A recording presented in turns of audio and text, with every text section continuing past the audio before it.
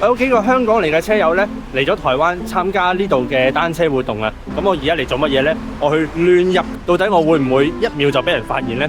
成個計劃係咁樣嘅，佢活動路線由金山爬陽金，跟住下滑巴拉卡，到興華驛站就掉頭爬翻上山。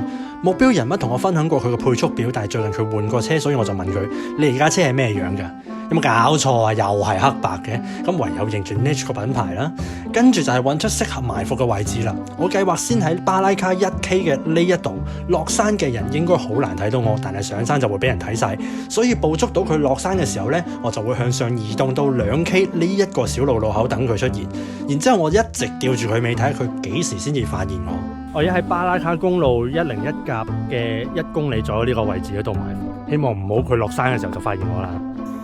係，唔好話俾 Isaac 知啊！結果佢嘅黑白車落山嘅時候，我認唔出，所以佢上翻嚟嘅時候呢，就發現咗我啦。我諗住焗你㗎。咁我咪同佢一齊走到上二子坪咯，跟住佢就去中湖戰備道，我就翻屋企啦。今日亂入人哋嗰個單車活動嘅企劃呢，失敗。